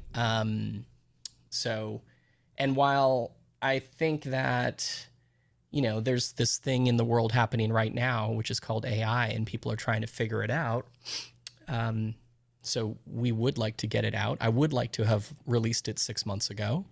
I'm much happier with a product that people can actually use when it comes out the door, where they'll have the type of experience, Renee, that you're having, you know, like that's more important than having gotten an extra 500 users 6 months ago who hated the platform and don't use it anymore. And told all their friends, right? Yeah, exactly. Like that. I want the opposite. We want the opposite experience for everybody. So getting there. Well, we're rolling it out. They're going to see the first journey. We're just only going to give them access to the first journey next week. So awesome. Here we go. Well, and I think that that is such a really, really, really smart way to do it. Like that's what even us, like inside of Leap, like inside of our coaching program, that's how we roll it out to you guys. You see bits and pieces, right? Like we didn't just open it up. right. And, you know, I was talking to somebody today and they were like, so what's your vision for this? And I said, well, at the high end, I think it's a complement to high-end coaching programs, right? It doesn't replace coaches in any way, shape, or form. It just helps us to get our clients further faster. And how you do it is by teaching alongside it, releasing things over time, so that as you release stuff, really, really cool stuff happens, right? Like, you know, what we did in Mastery Day last week with Obi and having it essentially write a complete heart close. I don't know if I saw you there for that, but like what we released inside of the Leap 2.0 hub last week is essentially a heart close script writer that is based entirely on everything that Obi already knows about your right, or that the Leap AI hub already knows about your right fit client, knows about your offer, knows about your event, knows about your sales page, knows about your offer deck. If you've gone through all the processes, now it asks you, you know, some detailed questions, probably, I don't remember the exact number, but, you know, it's not like something that pops out right away, but it asks you a few questions. And then the end result is this thing that is just crazy good that you can literally use right away. So yeah, it's just fun to play with. I think that the genius of both Obvio and Obi has been Blue and Barry's use of it first, and so the way that Obvio took off so much was that Blue and Barry were pushing it, you know, to say we're running our own events on it, and these are the features that we must have. Well, now Obi has had that same sort of journey, and so the Leap AI Hub experience, and in that example just then, is like, well, how about we push it this way, and now let's quickly roll that now into everyone being able to do that in their own hubs, is what makes it so successful. And I think that's not a new idea. I mean, Amazon as an example of like, you know, they started selling books and whatever online, but they built all of this infrastructure in Amazon Web Services. They had to do all that stuff themselves, and then they went, oh, well, we could make that available to people as well. Well, now that's more than half of Amazon's income is Amazon Web Services, right? Which is like just an incredible product, and it was because they sold what they were using themselves, and that's the same as what's happening here. And I think that's the success of it, is that it's actually been proven. Obvio was proven before it rolled out, and now Obi is proven because of the Leap use of it. And so, but I've been enjoying having Obi and my ChatGPT kind of almost talking to each other. Like there's a bit of that copy back and forth, and to the point where I'm able to just kind of take the questions from Obi, literally copy and paste into my chat GPT, that knows me so well, even in the format that it's asking it and it's answering it, and then I'm able to fine tune that and then put that back into Obi. And so yeah, and so the experience of that actually has been really interesting, because it's the iteration of it. And I think this in general with AI is that the more that we are involved in the iteration processes, the better that content is. So that it's not just, random AI slop that's just making up a bunch of stuff. It's like, no, this is like lots of this is me speaking to it and then refining it, and then going back and forth between Obi and chat, and kind of, yeah, it's producing a really amazing result. So I encourage people with that too. Awesome. Yeah. Right. Abigail, coming in at the end of a call to I think entertain you just everybody. laugh at me when I come on my camera. I I love it. literally pulled over for you guys. Blue, did you tell Grant? Grant has put up with me for a year. Okay. Did you tell him who finished the first journey? Really? When Blue let me honestly, talk not into only the did I not tell microphone? him, even if I told him, Abigail, he wouldn't have believed me. I mean, seriously, like there's no chance he Yeah. would have believed me. Grant, he let me talk. He did whisper. He let me talk into the microphone and I won. I'm very competitive. I won. Okay. I was the first one done of all 40, and I did all the journeys. Justin's laughing. I see you, Justin. He understands my pain. Okay. Whatever you guys are figuring out, I swear to God, don't forget, those of us who can't type, those of us who are Using their undiagnosed phone. ADHD, whatever, you're She got an helping me iPad. so much. So much. Okay, really Blue, cool. I can't believe you didn't tell him. Justin, I'm calling you next time, and you'll tell Grant. I mean, listen, I may not have told him, but like I said, I'm not sure even if I did tell him, he would have believed me. He literally would have been like, there's Look no at him way. laughing right now. Of course I'm going to. I won. Grant, I was the first one done. I All love I'm how she thinks eating it was is whisper. actually a competition. That's It was awesome. competition. Yeah. I'm very competitive. I'm sorry. I was going to win. I was going to win. Questions about his handling of the pandemic, citing what he Ah, called Jane. What's all that? I don't know what's going on. Jane's gotten bored with it and just started watching TV. Anyway, long story short, I can do this as long as you give me whisper. And then you want to know the funniest thing, Grant? You weren't there. It was so funny. I said, Yes. Blue, please, can I have whisper on the, author books, on everything else? And he screamed in front of the whole class, no, this is like all you get. This is it. That's it. I don't feel You're like so I mean. feel like that's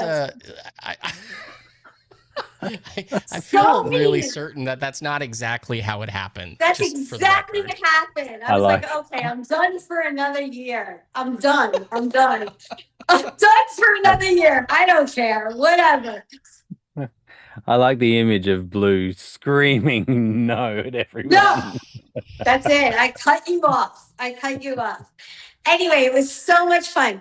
No, really, I can do this. Just give me whisper. Whatever this whisper thing is, I don't even know what it is, honestly. But I talked into the thing and I was the first one done. Nobody can type faster than Abigail can talk, right? Sure. We No all one agree can on that. talk faster than- Yeah, No one can talk 100%. faster than Abigail can talk. Justin, I love your smile. He gets it. These Oh, I days totally we get it.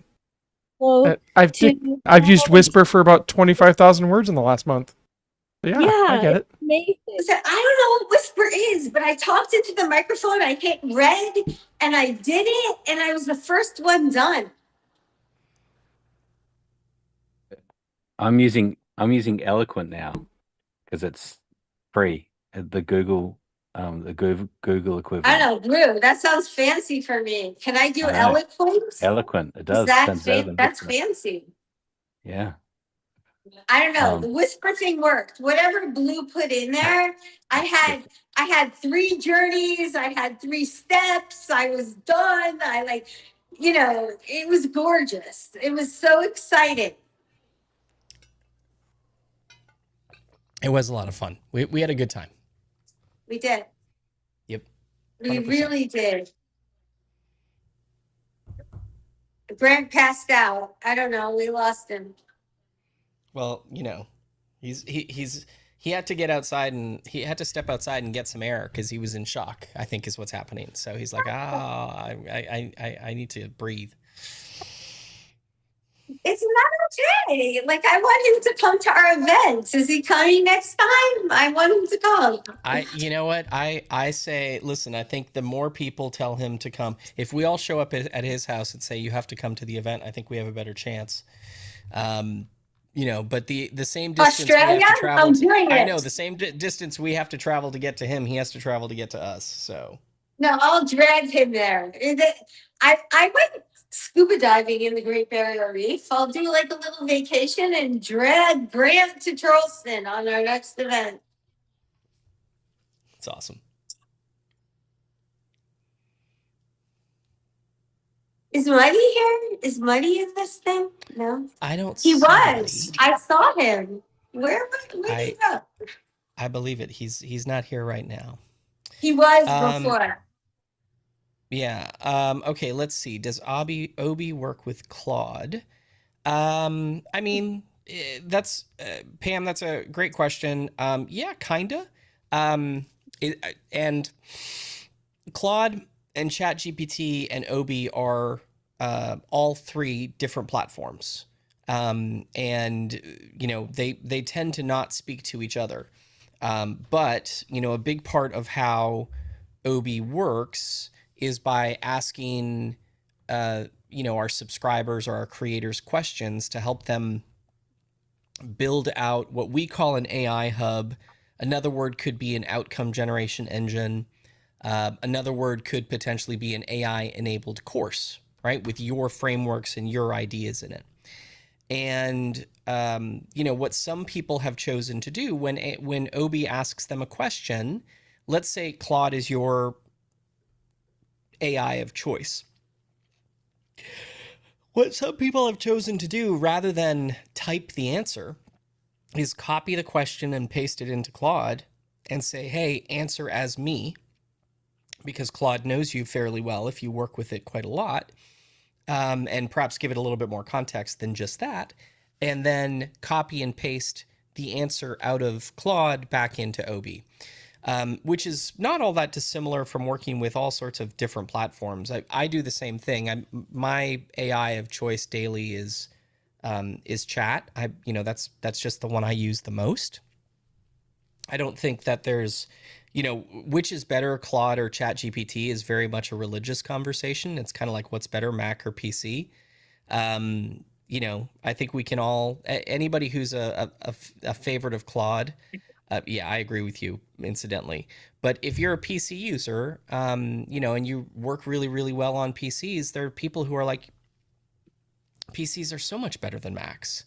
And they can, justify it and give you answers and so on and so forth. And PCs versus Mac really is, it really is a religious conversation. Like they're both fantastic. We're at the point where Windows is great, Mac OS is great. Do they have their individual advantages? Yeah, sure. But that's no different than Chat, Claude. Some people like Grok. Some people like Gemini. Most of us use Gemini every single day without even knowing it. They're just different. They're different systems. It's the first result. That's what I'm saying to kids at school. The teachers are like, you can't use AI. It's like it's the first result whenever you're Googling. It's like you are using AI. Literally every single person is using it. Yeah. And universally, everybody doesn't like Microsoft Copilot. Yeah. And is Microsoft developing their own thing, or is it still, because isn't Microsoft building on top of OpenAI? Because they have a deep partnership with OpenAI. I have no clue what Microsoft Copilot's built on. But yeah, I don't know anybody that actually enjoys it. I couldn't tell you either. But this is no different than It's built on Grant Siri. saying it. Well, no wonder it's garbage. I mean, seriously. Original Siri. That's that. Well, listen. The new Siri hasn't come out yet, so until we all start playing with Siri, I've heard it's good. I've heard it's great. But I haven't played with it. I stopped installing beta software on my production devices a few years ago. When my production devices started making me money, I stopped installing beta software.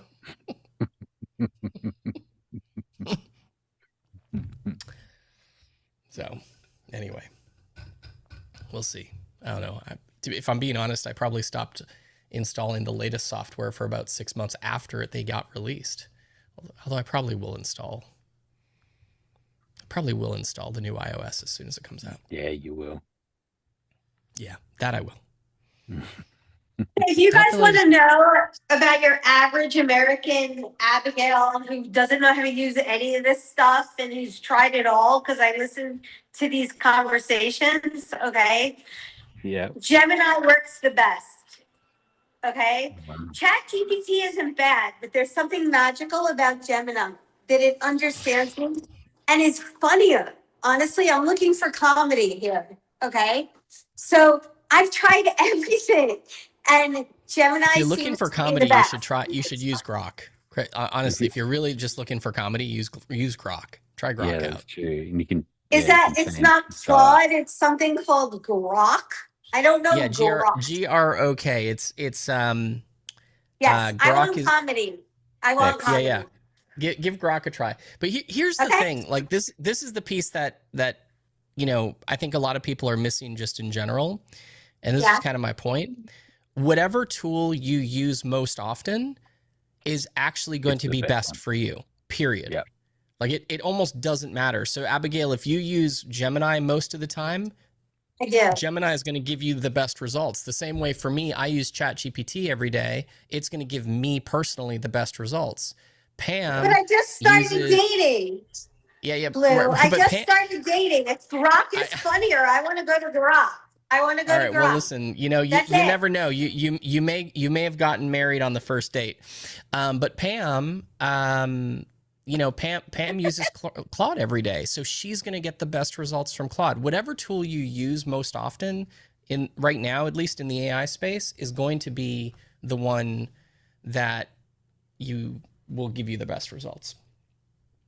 That's funny. Yeah, Justin says, "You're my spiritual daddy. You don't want me to give up on all of the men right now, do you? I mean, I would just like to say, I want to marry Abigail, a stand-up it's comedian. a long time since I've had any woman call me her daddy.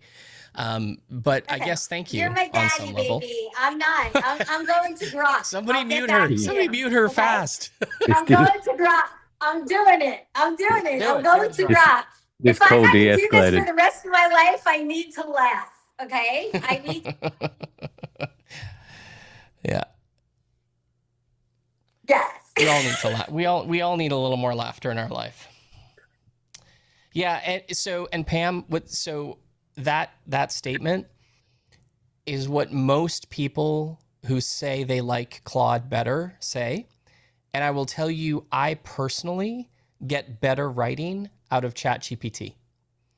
And it's again, it has nothing to do. For me, it has to do with the fact that the reason I personally get better writing out a chat is because chat knows me and knows how I like to write, and it has like over time, because it's what I use every single day, and it's what I write with every single day.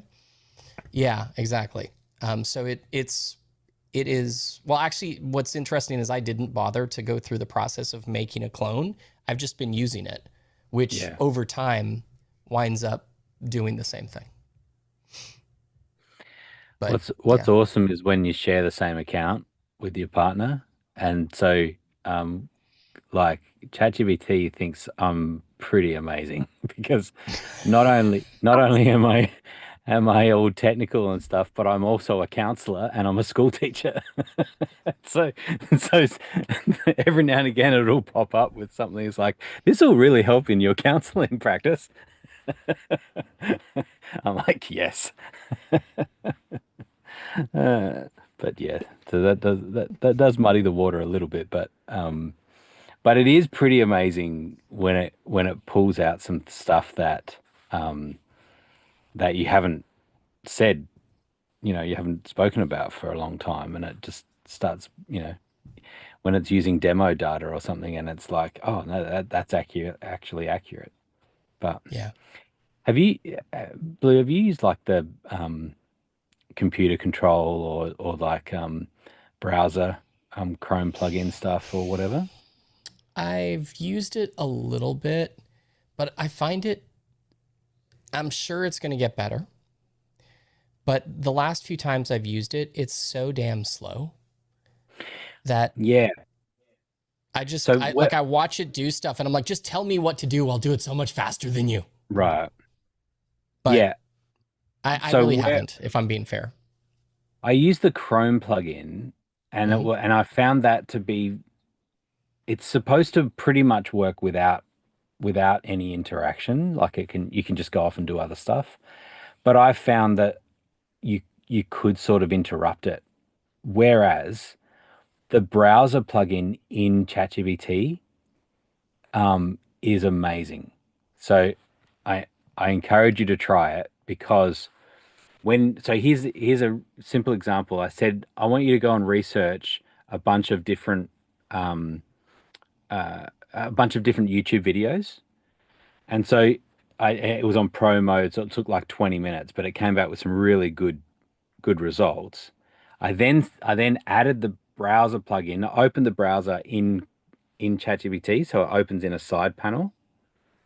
I logged into my YouTube channel and then said, can you now go and create a private playlist of all of these videos that you found? And then I just left it. And because it's not only within ChatGPT, the client, it's also within the task. And so then I could go off and do other tasks, and it's all just sitting within itself. It's not touching Chrome or anything. Yeah. And it was like 3 minutes, and it created this playlist. It wasn't using the API. It wasn't doing any of that. It was literally just clicking. It was clicking for me, So, and it was a 3-minute task. So that's a game changer, is the browser plugin. It's not even a plugin. It's all built in. Yeah. Yeah. I really like, I mean, the ChatGPT app is killer. It's getting better and better. And they rolled codecs into it as well. Mm-hmm.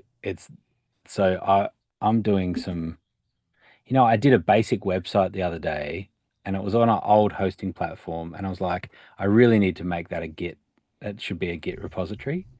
And I was like, I just don't want to do it. So all I did was I logged into the hosting platform, and I logged into my GitHub account, 2 separate tabs in the browser in the one task. I said, I've got them both logged in. Go and pull down the website that's already there, create a Git, add it to it, set up the automation. Seriously, and I just left it. It was 6 minutes, and it was all done. And I've tested it multiple times now. It's working perfectly. That's awesome. And so it's not, I think it's a whole nother layer of not using APIs or MCPs or whatever. Like it's totally just like, just do, like, here's another example. Vimeo, I had, I don't know, 400 videos on Vimeo, and they do automatic transcription, but only recently. So all the back catalog doesn't have transcription on it, and there's no way to trigger it or do anything on the API. So I just gave it the task. It's like it's got to hit like 5 or 6 buttons on 300 videos. And so that's what it did. So it just went through each one, went and clicked all the buttons in Vimeo to trigger the auto transcription. And that took a long time, but it made no difference to me. That's awesome. So now it's just thinking of use cases like that are like, it's very, very cool. Yeah.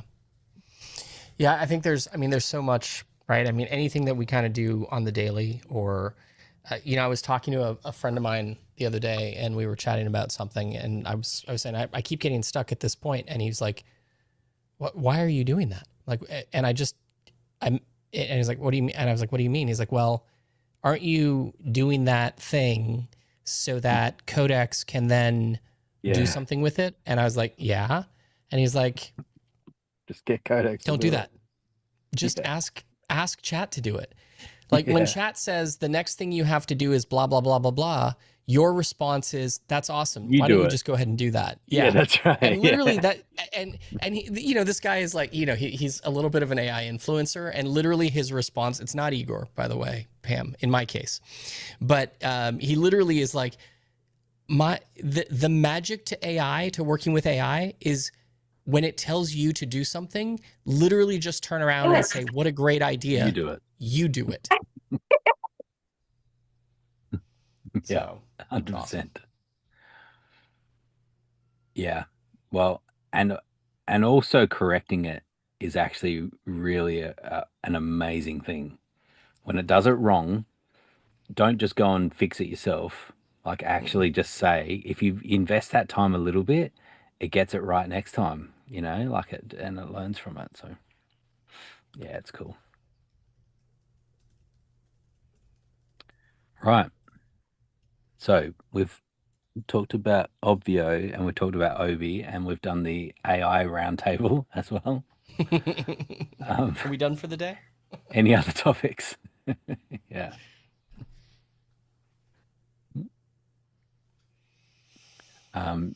Did you see Odyssey, Blue? I have not yet. Is it good? Have you? Yeah. Have you got like a true IMAX in Charleston? No. Yeah. There has to be one. Stop it, Blue. There has to be an IMAX in Charleston. There isn't. Are you kidding me? There's not that many around a true. Okay, then that's what I'm doing with my money. I am building an IMAX in Charleston. That is ridiculous. Listen, if you're looking for something to do with money, just talk to me. I will give you better ideas than building an IMAX in Charleston. I'm sure you will, but that is not okay. Okay, that is not okay that you don't have an IMAX in Charleston. Okay. I mean, they say that there's an IMAX. Hold on, let's see. I may be wrong. They're saying that there's one at the Citadel Stadium. I don't think there is, though. Okay, that's painful. It's literally painful. I'm in pain right now. Yeah. So there is not one. No, there's no currently. There's no Grant, you official laugh. IMAX. Watch, Abigail's building the first IMAX in Charleston. No, my family founded the damn city. I'm doing this. Okay, done. In 1600, we lost our religious freedom in freaking Poland, and we went to Charleston. We got to New York, and we said we had this weather in Poland. Then we went down to Charleston. The Jews are starting an IMAX tomorrow. I'm making some phone calls. That is not okay. That is not okay. I feel like if there was money in creating an IMAX in Charleston, it would already be. No, there's not. I don't even. We all lay in bed and watch Netflix. It's pathetic. Well, there's a reason for that. Yeah, exactly. It's not okay. None of us, we don't want to spend $17 for a bottle of water. $17. I mean, poor Chris Nolan. Did you see what he did? It's fantastic. He spent so much money on this movie. Go see it in IMAX. Travel to the next city if you have to. I think the closest city to I would think the closest IMAX to me is going to be like Baltimore. It's going to be like Atlanta, right? Atlanta for sure. But I think Baltimore. You can go a little north, just a little north. You'll see a good movie. I mean, Baltimore anyway, is not a little north from me. It's a lot of north. Just Really, IMAX theater. It's not okay. I'm on it. Thank you for a new project for Abigail. You need an IMAX. This is not okay. I agree with you. I just agree with you 1,000%. Abigail, how do your neighbors feel about hearing every one of your conversations? What'd you say, Grant? I didn't hear that. What'd he say? Grant, what'd you say? Say that He's again. being cheeky. He was wondering why you talk so loud.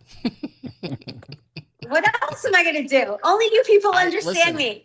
Okay. I don't know why. Like, it's so exciting that you guys are like on the top of the curve here. I mean, it's exciting. Should I tell you, Grant, what I did? I have to tell Grant. Can I tell Grant? When I got home from OCM, I literally said to ChatGPT and to Claude and to Siri all at the same time, tell me something about stage entertainment with Barry and Blue, just to see who would come back to me faster. I'm not kidding. Like, who was feels the like fastest? It definitely wasn't Siri. That's I feel like there's no guys chance were it was just Siri. talking about. It wasn't. And I had to talk to her. I couldn't start the other two after Siri. I said it to Siri, and then I let the other two go after I said it to Siri. And guess who won? You want to know who won? Yeah, who? Ask me. Who won? By far. You said who won? Gemini. Who won? Gemini. Gemini. Gemini won, like by far. And then There's I found there's an IMAX in Savannah. I was just going to say, in Pula. Yeah, I was just looking at it. Yeah. You could go see Brian. I don't want you to have to drive to Savannah but it's so much better in IMAX, honestly. Christopher Nolan did such a great job. He really did. Have you got a Tesla yet? And poor Matt Damon, he almost died on this movie. Literally, they took him to the hospital. I mean, they worked really hard on this one. It's 3 hours long. Yeah, it's 3 hours long. Yeah. You're going to survive this. You could get a lot done. But do you know what? That's IMAX with laser. So it's not. There's not actually that many that are 70mm film around the country now. I mean, it'd still be very good, but it's not. Blue, if I could use Obi, you can go to an IMAX. Well,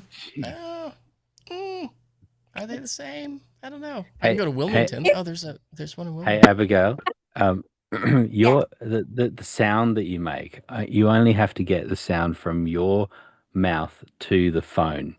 You don't have to. You don't have to shout to Australia.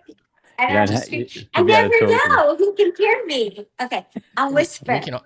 Cat's cracking up right now. Look at Cat. Cat, don't crash the car. You're making me nervous. Cat's cracking up. Okay, I'll whisper. I never know who can hear me.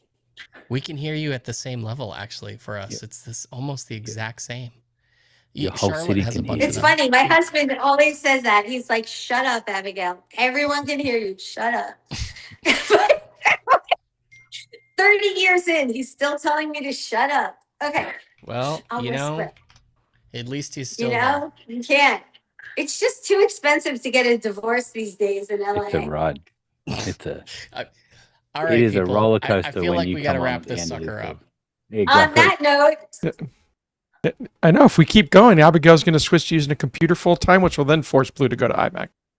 We know Blue's never going to IMAX. If Blue will stop saying no to me and not give me whisper on everything, I don't me have this whisper type of on control. one I don't. thing, and I was so excited. This was Muddy who did this. I can't take credit for what Abigail did. Muddy spent time with her while I was doing other stuff. I love that you're trying to dish me Yeah, away, but you gave me whisper. You just You shouted gave me no. whisper. You just shouted no at her, Blue. That's what she said. Just call to an end. That's what I. Boy, he's dying. Thank you. Grant, Thank look you, at him. everybody. He's A bit of dying. silence at the end. Have Just a like great day. 2 minutes of silence. It was so much fun. It was so much fun. It was fun. And you can watch it back on YouTube if you like. If you wanted to experience it all again, it's all there, ready. All right. Well, thank you, everyone. Thank you for hanging out, asking good questions. And we'll do it again next week. And you can 9 to 5. You can chat to John and Carl on live chat. Eastern 9 to 5. John and Carl. Whoop, whoop. Good work. And then help at obb.io for anything in between times. All right. Thanks, everyone. Bye-bye.